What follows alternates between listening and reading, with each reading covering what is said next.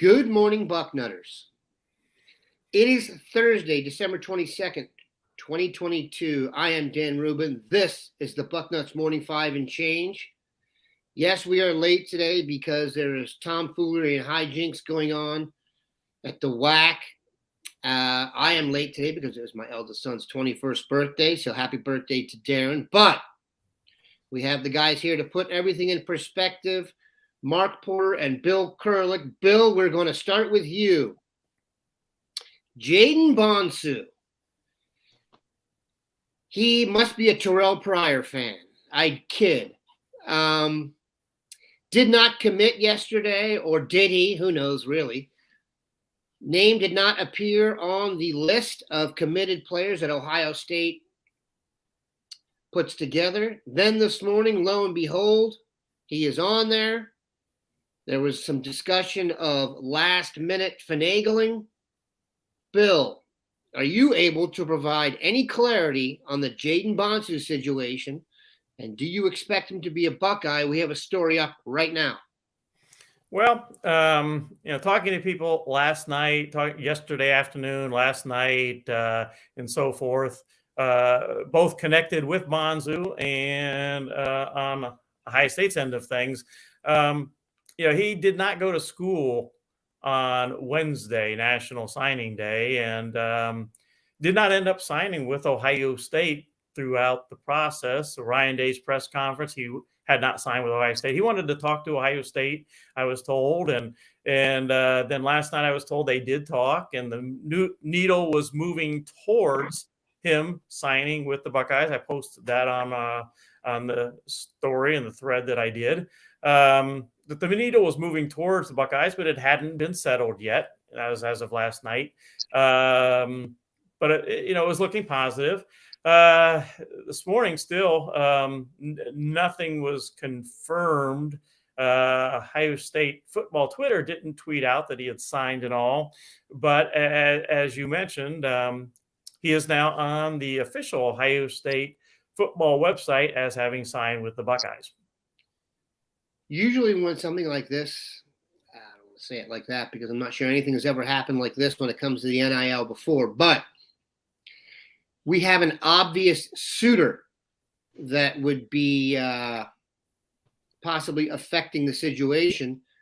I thought it could be Miami and their abundant checkbook, but we didn't hear about another suitor. So this was kind of bizarre, Bill. Yeah, in talking to someone at connected with Bonsu, the school and all, Bonsu school that is, yesterday, they said it really wasn't about that so much, another school in particular so much, but it was really about Bonsu and talking to Ohio State and getting everything clarified and along those lines. They really downplayed any one single individual school. Now, having said that, you just don't know for sure on that. But I'm just telling you that someone connected with Bonsu, familiar with his recruitment, told me that it really downplayed one single individual school in regards to Bonsu. That leads us to fill in the blanks, and I will fill in the blanks and say that sounds like NIL to me and someone negotiating towards the deadline. Let's just address this at the top and get it over with. There is a belief that Ohio State did not have a tremendous day yesterday because of an inability to generate NIL competitively.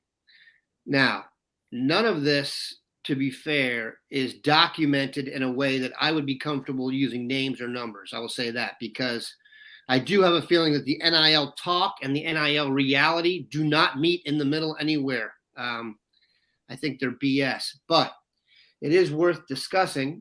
It kind of seems like we want to have it both ways, though, here, because I've heard several things about how we aren't putting up enough money and then a guy takes less to go somewhere else. That doesn't make any sense to me. I guess here's my question. It seems like Ohio State is using more of an approach. It's I or F. NIL or NFL.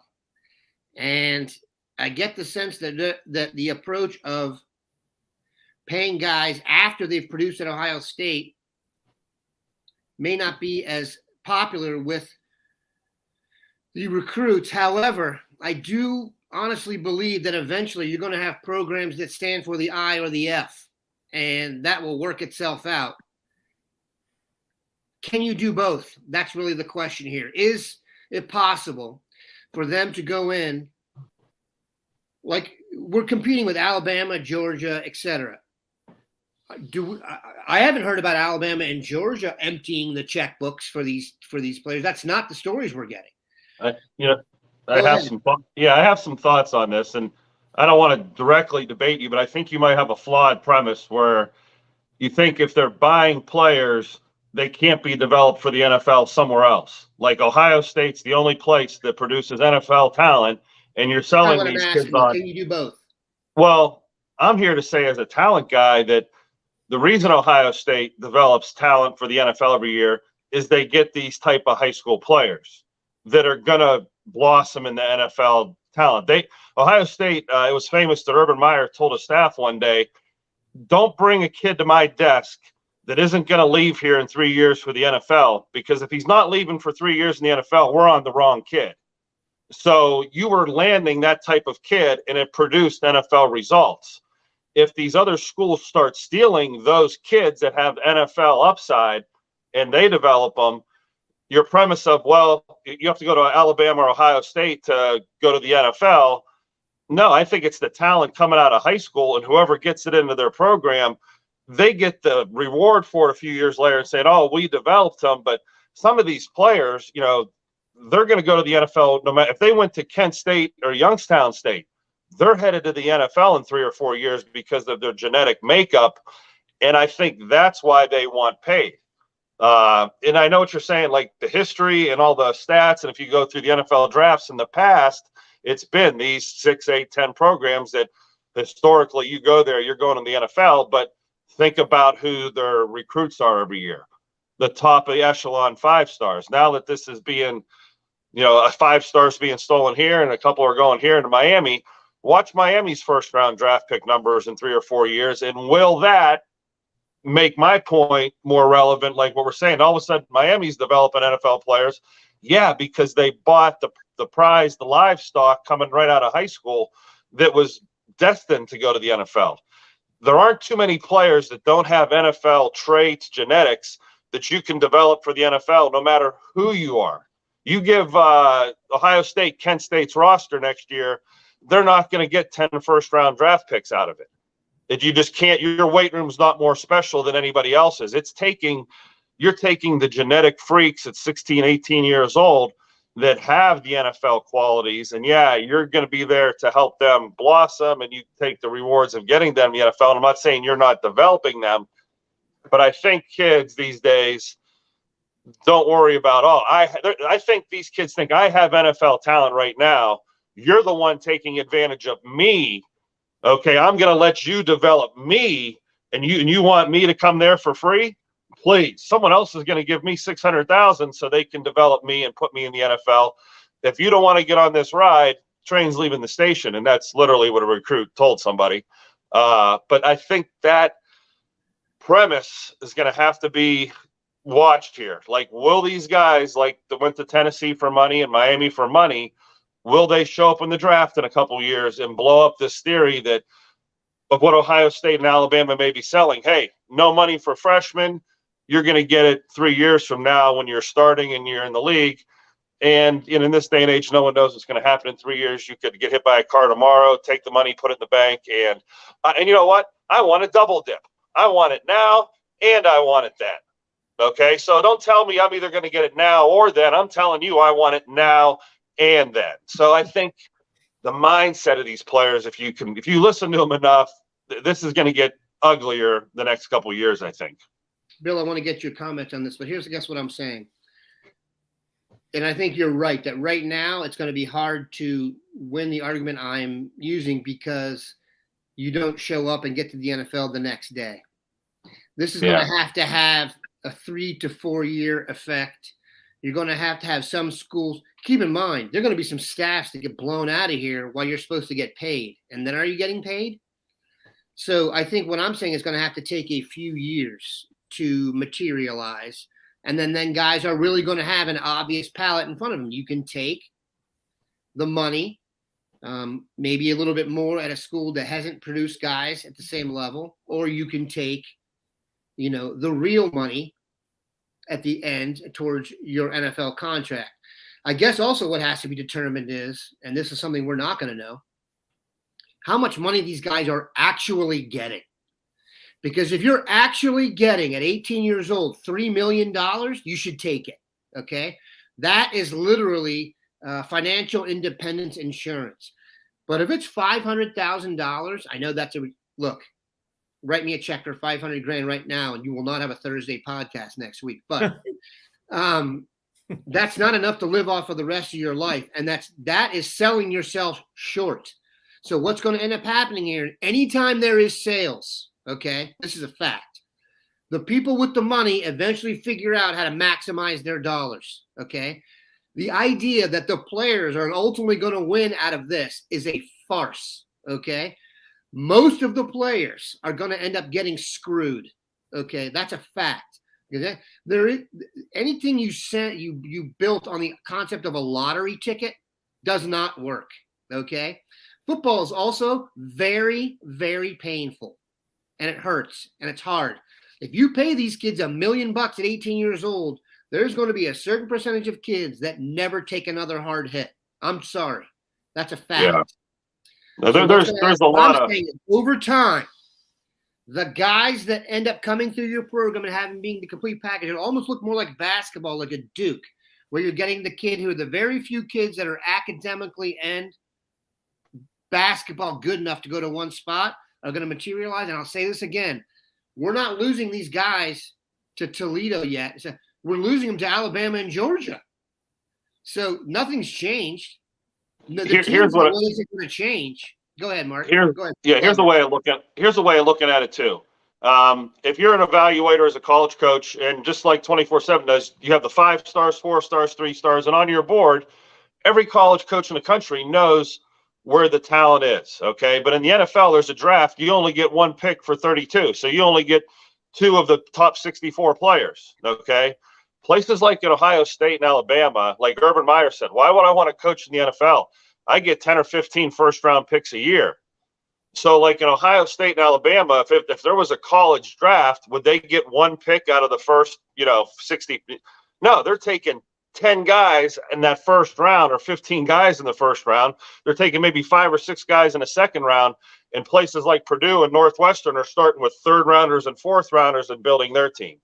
So the talent in college football has always gone to places where you can develop the NFL stars, and then that gets divided among 5, 6, 8 big-time schools every year. They take all the first-round players and all the second-round players. Everybody else builds from the 3rd round down, if that makes a visual sense of what's happening. It's not a fair structure of, in college football, everybody gets 1 pick and we divide it evenly.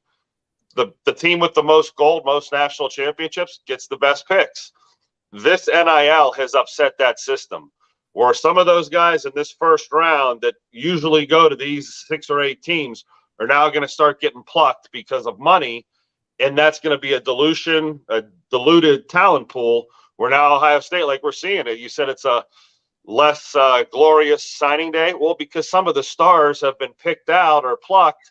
And wow, this has never happened at a place like Ohio State.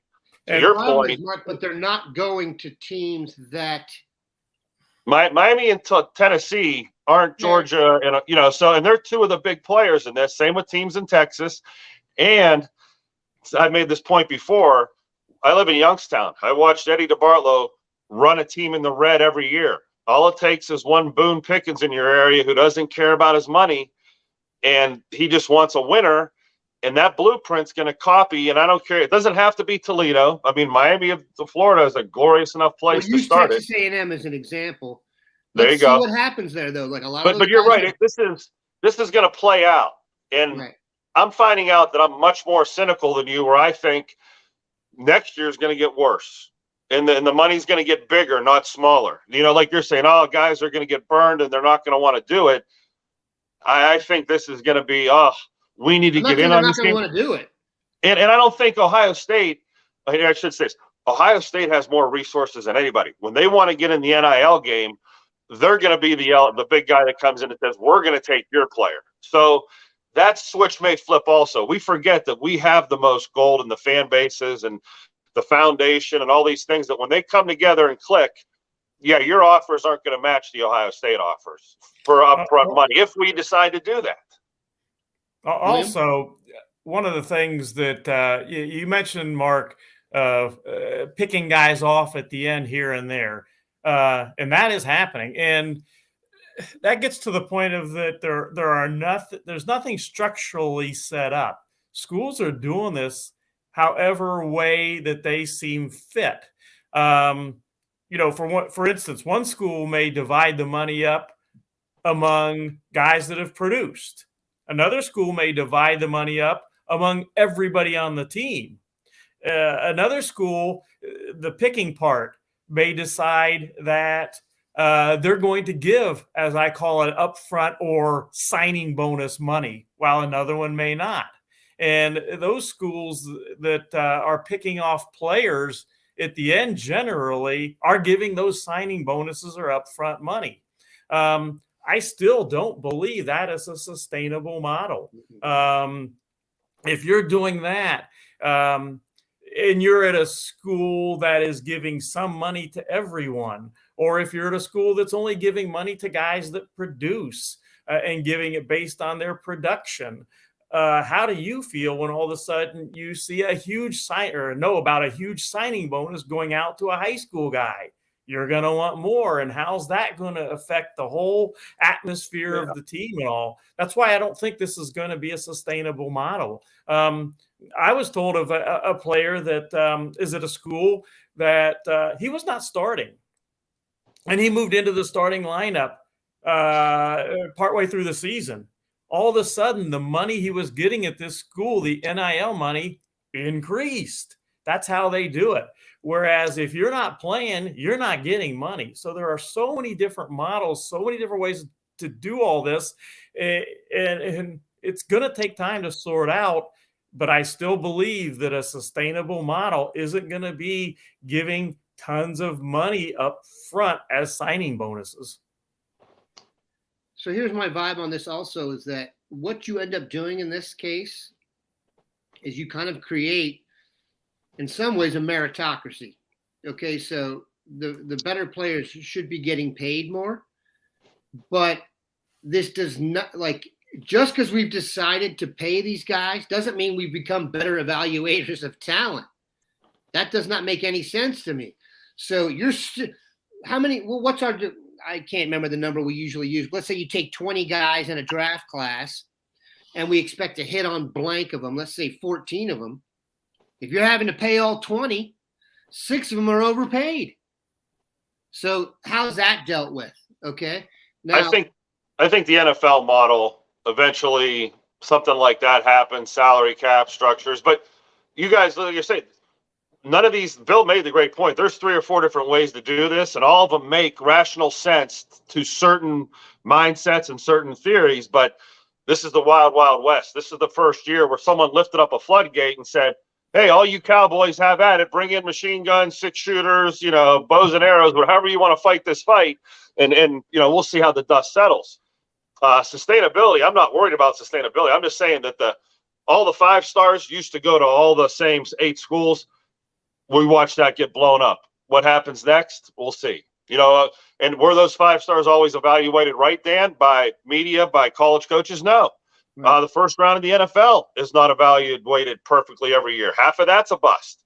And so there is no science. Billionaires who losing that money. Got scouting departments that have guys that are crawling up the butts of every recruit, college guy, digging deep, sending surveys to their high school coaches, still getting it wrong.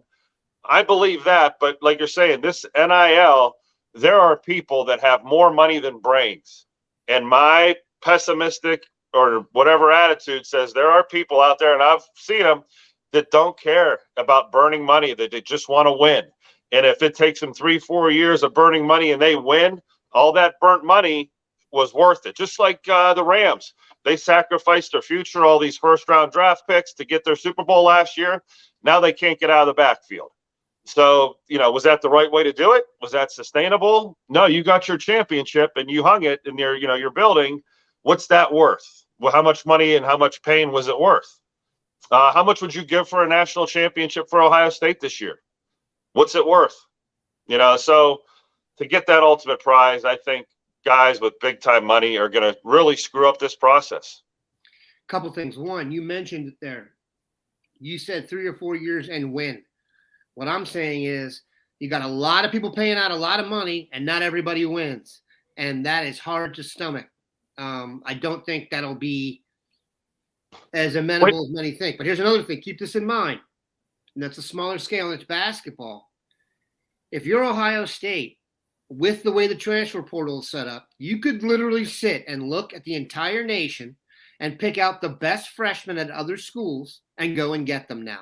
And they'll have proven to you another year of body development, another year of maybe, taking a few lumps somewhere else. So the idea of a meritocracy is going to work in Ohio State's favor. Keep this in mind. Not everybody's a 5-star. Not everybody.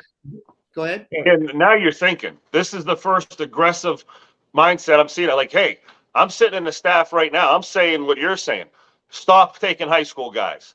Let's go around the country, look at all the best freshmen and just go buy them. Let's buy them. I know a basketball scout who has stopped recruiting high school players. There you go. Let's take advantage of this system. Let's eliminate busts. If it's going to cost us $1 million or $2 million to sign a class every year, let's go steal the freshman of the year in the MAC, the freshman of the year in the WAC, the freshman of the year at 1AA. Let's take them all. I'm saying let's go get hypothetically, the best freshman running back at Mississippi. Whatever. That's what I'm saying. Like, you could scout out and go get them. Yeah. Look, if you want your kill shot percentage, that's a joke there for others who were here before the show.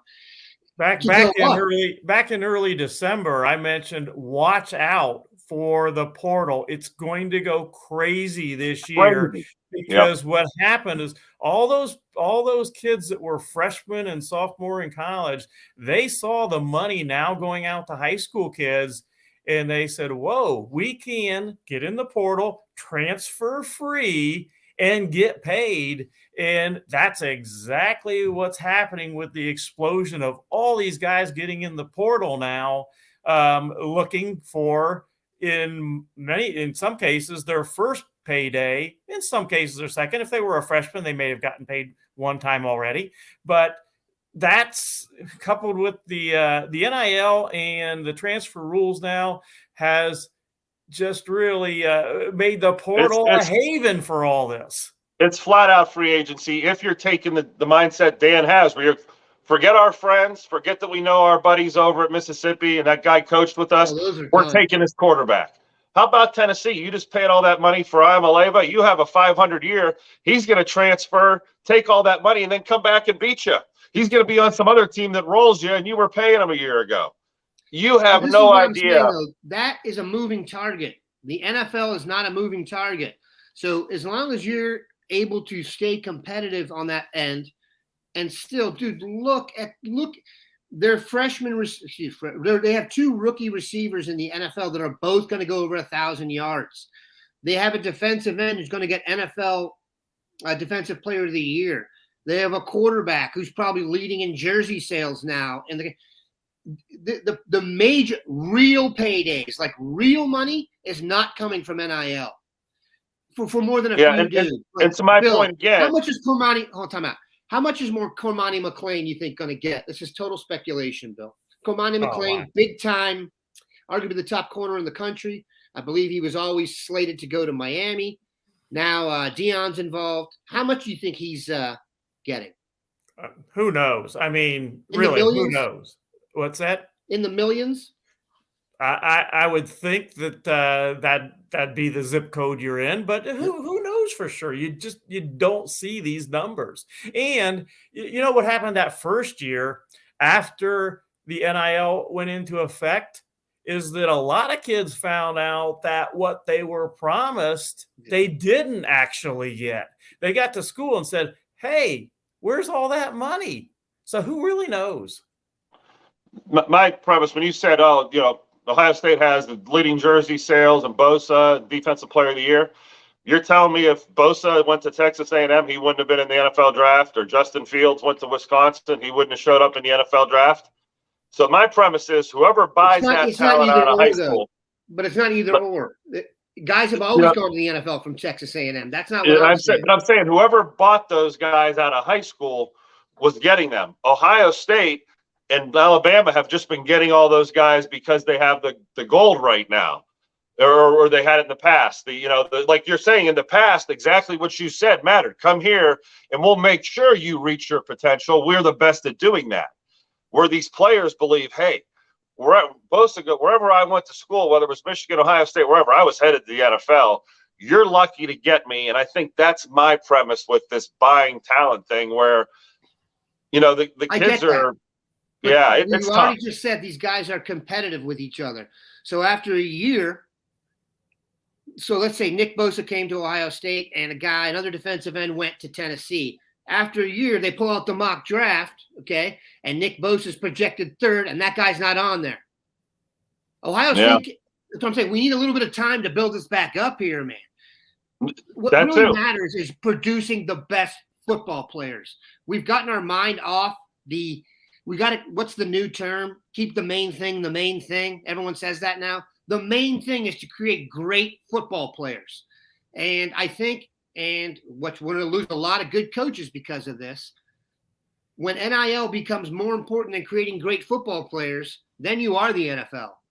Okay? Then it's a completely different business. So I'm not sure how I feel about that. I do think in the long run, the ability to produce high-quality NFL football players is the goal. I don't think it's changed. Now, I could be wrong, man. I don't have a kid who's no, and I don't think there is right. Go ahead.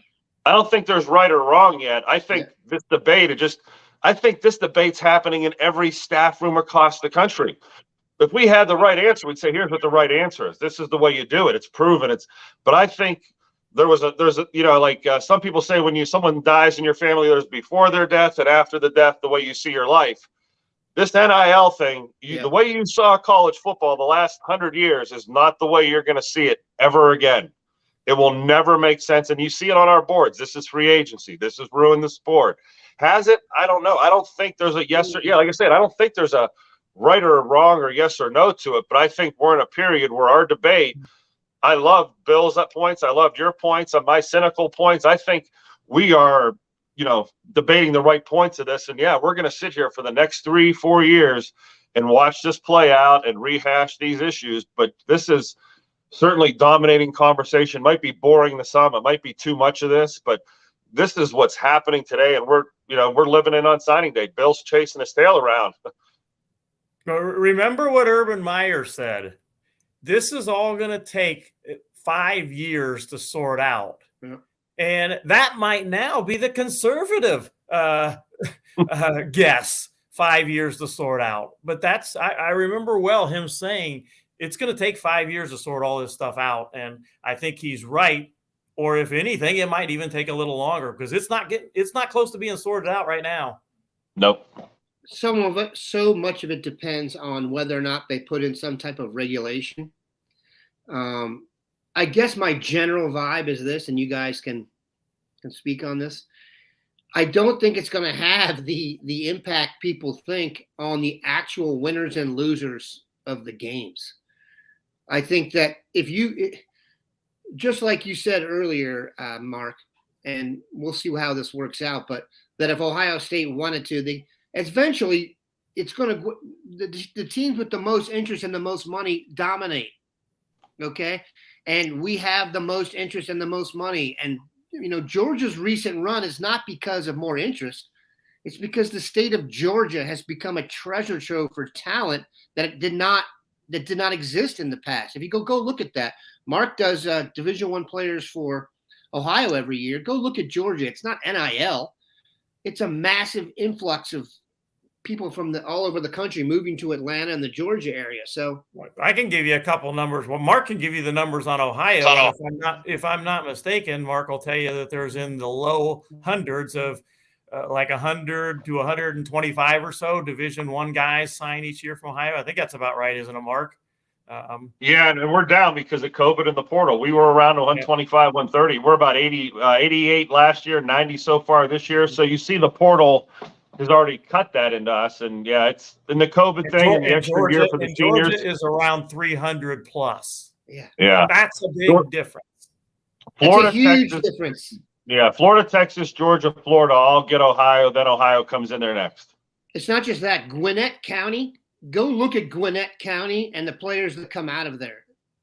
Gwinnett County is better than NAIA football, better than Division III. I'm not even kidding. You know, you've got Justice Haynes and the other dudes. It's incredible. So let's bring it back in here and also finish on a somewhat positive tip. Ohio State is in the playoff. Okay. They did have a top recruiting class, as much as it did not finish with the juice that we thought. Number 5 in the country right now in the 247 composite. They are in great position to have a tremendous class. Yes, they lost Dylan Raiola, but they're in great position to have more guys come in here. And like I said, the further we get away from the initial thrust of the NIL, the better for Ohio State.